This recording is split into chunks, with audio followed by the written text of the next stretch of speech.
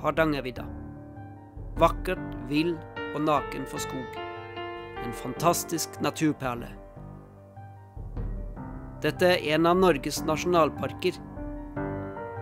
Denne norske naturskatten har blitt min egen skatt. Og som sølvet må pusses fra tid til annen for å skinne i sin rette glans, slik ønsker jeg å børste støv av gamle minner fra fjellturer og besøke vidda enda en gang. Jeg skal på skattejakt.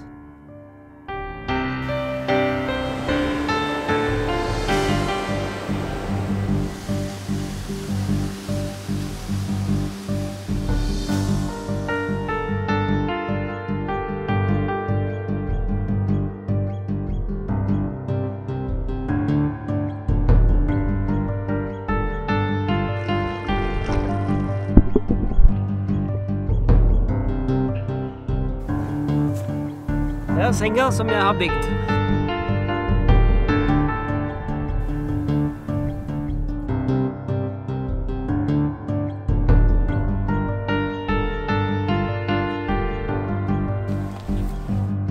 Her kunne de sitte og speide etter regn.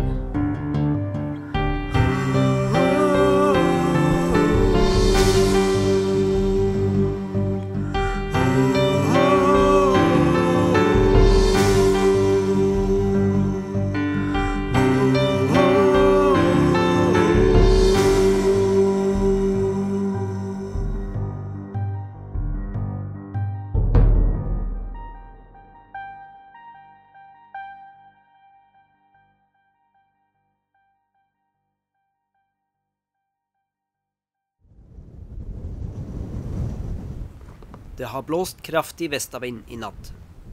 Villrein går som regel mot vinden, og Kjell tror at de kan ha forlatt området og dratt vestover. Han og jaktlaget hans har dratt ut for å finne dyrene igjen. Jeg takket for gjestfriheten og ønsket dem lykke til med jakta. Nå er jeg på vei tilbake til teltet. Bildet fra reinsflokken har jeg tydelig i minnene, og hvis den faktisk har dratt vestover, har jeg gode sjanser for å se den igjen.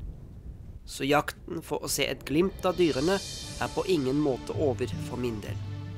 Kanskje har de dratt mot Meinsvatnet, der hvor teltet mitt står.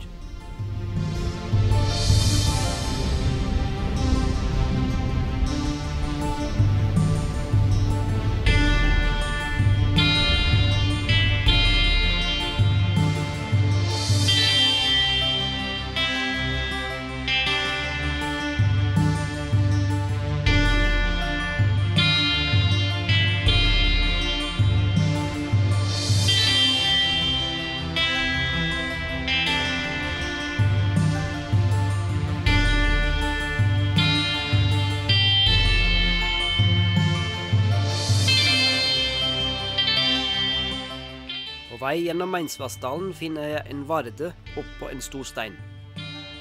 Da jeg satt på krakken med Kjell i går, fortalte han meg om jakta i gamle dager i dette området.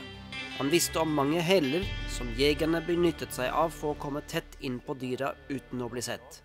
Du prater jo om noen heller. Ja.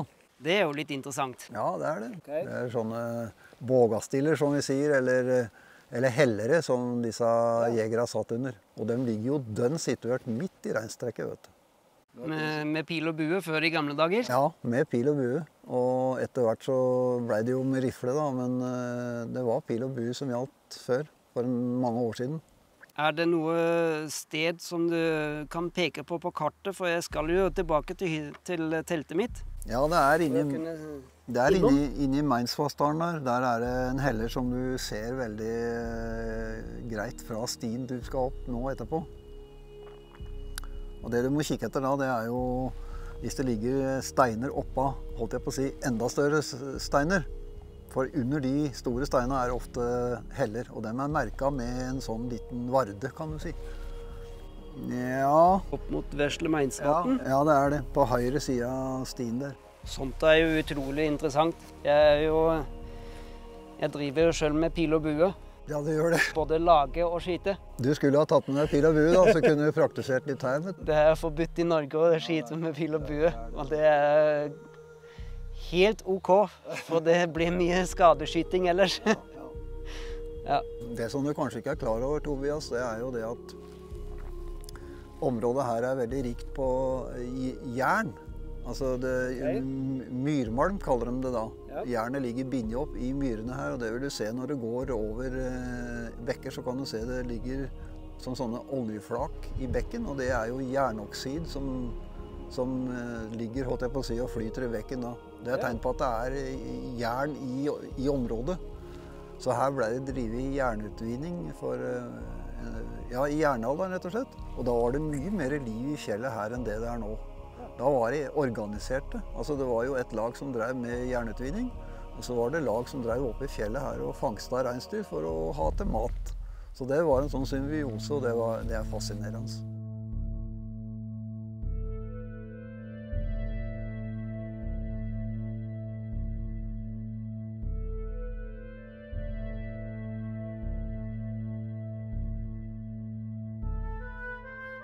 Jeg tror jeg fant et sånt et sted som Kjell pratet om. En sånn steinhelle. Den var da stilig.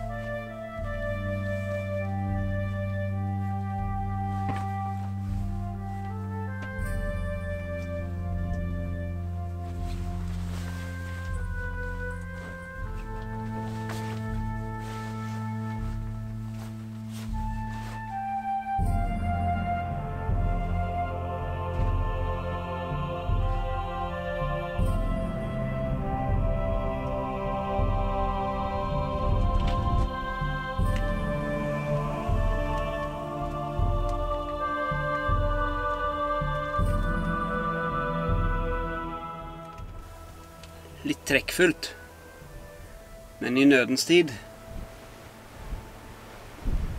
så skjermer den jo godt ifra ovenfra og så ifra baksida.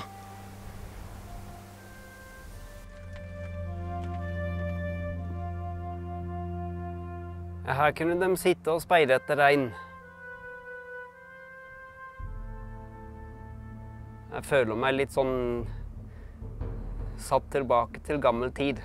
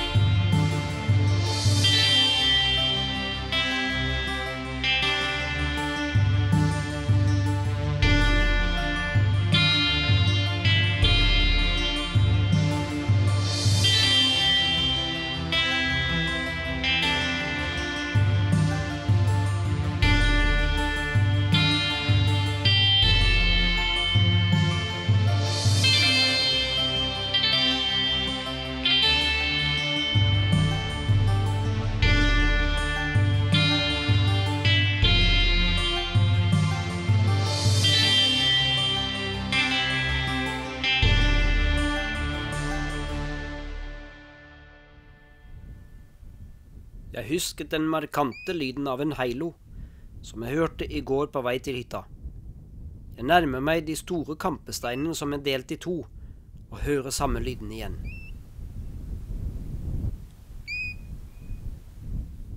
Den bor nok her i området, og jeg sniker meg forsiktig innpå.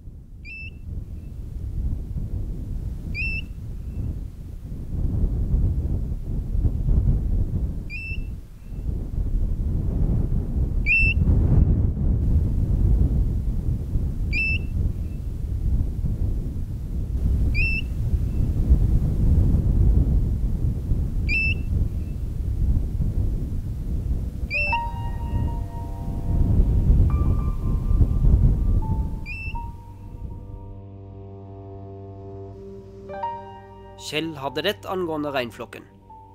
På en stor sandflate finner jeg de ferske avtrykkene deres. Siden det regnet kraftig for 2 dager siden og dyra holdt seg østpå, må sporene være enten fra i natt eller i dag morges. Reinflokken har dratt mot vinden vestover.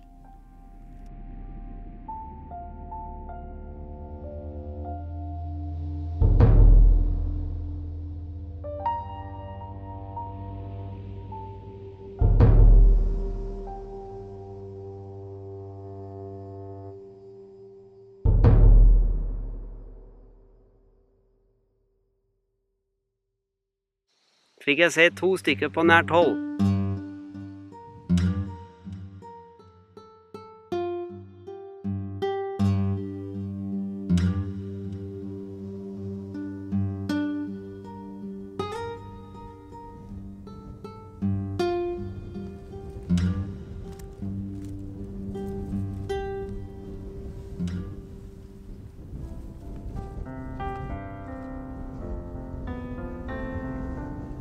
Jeg fikk høste litt ifra Kjells moltemyr.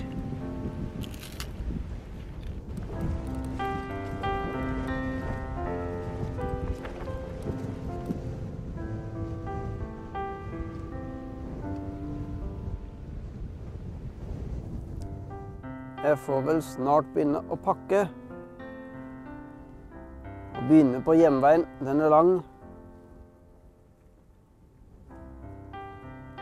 Og så håper jeg at det blir noe fisk til middag i dag.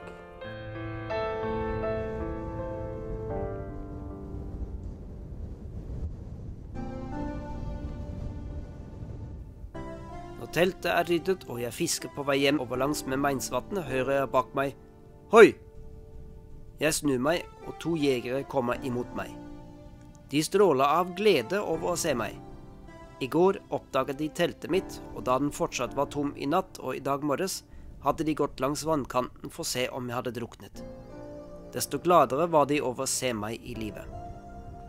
De visste ikke om noen som hadde fått fisk på stang i Meinsvatnet, og ga meg tips til å prøve borte ved elva. Der fikk jeg garantert til maten. Jeg takker for tipset, og fortsetter på hjemveien.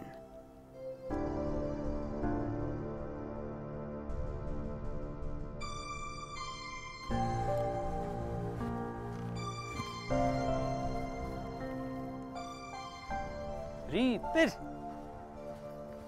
Hei, ryper! Fjellryper!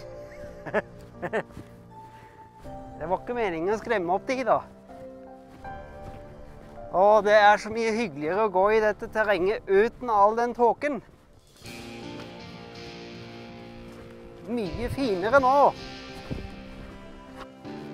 Trenger ikke hverken kart eller kompass lenger. Nå sitter det her. Rundt vannet. Over 2 elver. Der skal jeg prøve å fiske. Nei, men hva var det for en liten tass da? Det var jo så vidt at den greide å bite over den kroken.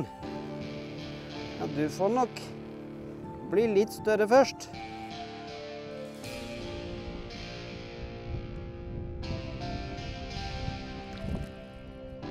Hei, har du sett sånn en slank fisk?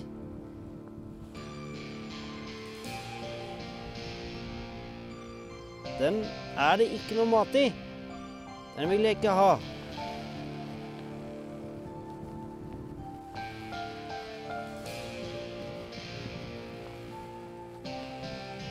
Jeg håper det noen som litt større og med litt mer mat i. Ellers så jeg redd for at dette blir tomatsuppe med makaroni i dag.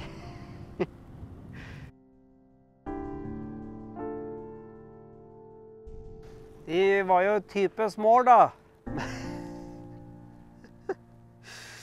Men det det som her, det ikke noe større. Ja, 5 småtasser, det ble ganske mye mat det også. Så jeg tar til takke med den fisken jeg har fått. Jeg takker for en fantastisk vandring gjennom denne flotte naturskatten. Har gjenoppdaget mange kjente steder og oppdaget noen nye også. Spesielt de 2 siste dagene gjennom Sørvidda har vært spennende, ikke minst på grunn av spor og nærværet av reinsdyrene. Det litt vemodig å tenke på at antall dyr på Hardangervidda har gått ned i den siste tiden, som nok skyldes menneskelig inngrepen i naturen. Jeg håper at det ikke for sent å snu den negative trenden. Barna mine har nok ikke samme interesse for natur og friluftsliv sånn som jeg har, men jeg håper at de neste generasjonene vil kunne oppleve de norske naturskattene slik jeg kan.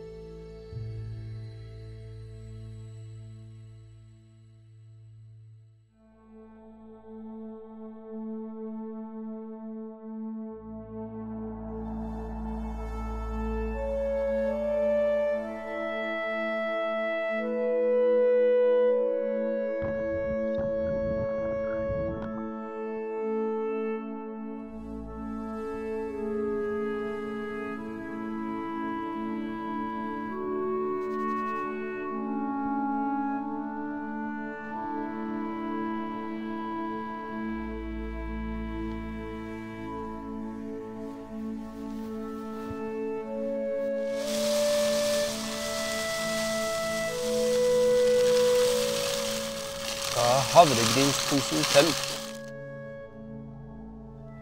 Nå det 5 grader. Da det greit å ha varmmat på starten av dagen. Ja, nå har jeg vært flink. Spist opp all mat. Bortsett fra 1 middagsporsjon med tomatsuppe og makaroni. For så langt har du vært med meg. Alltid vil du være der. Aldri går du fra min side. Du vil alltid være nær.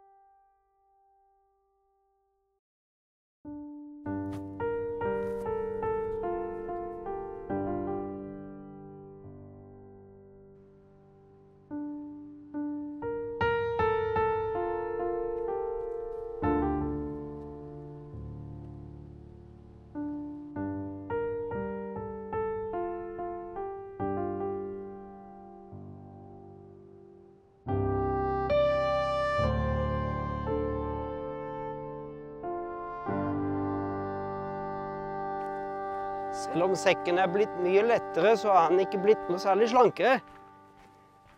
Det fordi jeg har mange tomme bokser oppi der nå. En tom smørboks og en tom honningsboks. Og selvfølgelig så har jeg jo et 3-liters spann, som jeg skal fylle opp nå. Siste oppgave på denne turen. Plukke molte.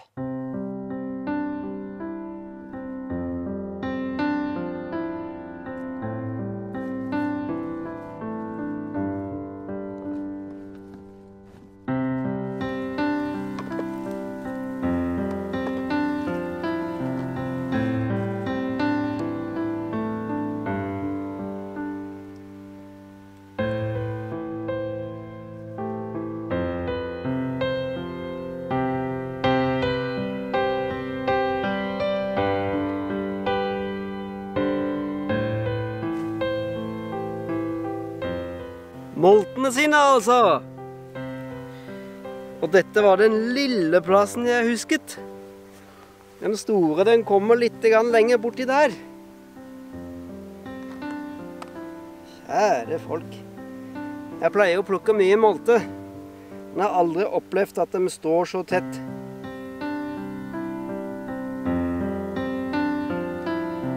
Halleluja!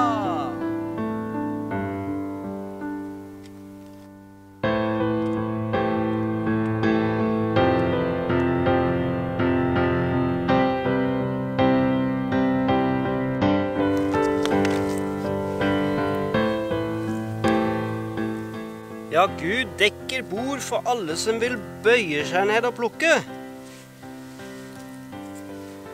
All mat trenger ikke komme fra butikken.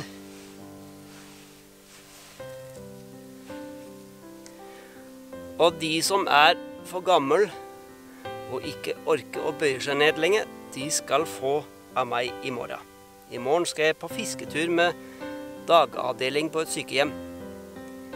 Så da skal de få smake lompe med moltesyltetøy hvis de har lyst på, i stedet for pølse. Det holder nå.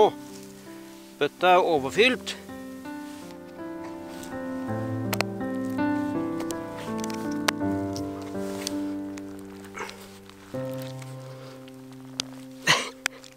Blir ferdig most.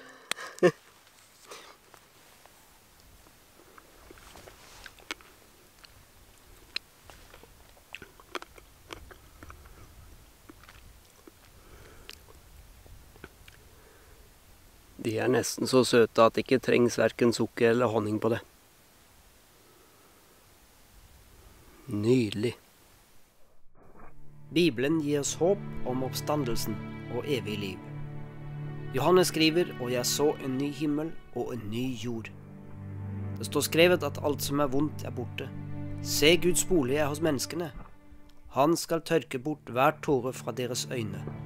Og døden skal ikke være mer, og ikke sorg, og ikke skrik, og ikke pine skal være mer. Guds herlighet opplyser den nye jord. Som midtsommer i nord, når sola aldri går ned, slik blir det i himmelen, en evighet uten natt. Og om ikke alt dette er fint nok, så står det om et håp som jeg er spesielt glad i. Folkeslagene skal vandre i lyset av Guds dag. Jeg som liker å vandre rundt på denne kloden, jeg skal vandre rundt i den kommende verden i lyset av Guds herlighet. Og jeg skal takke ham og Jesus sammen med skaren av alle frelste. Hvert skritt jeg går her, fører meg nærmere mitt nye hjem.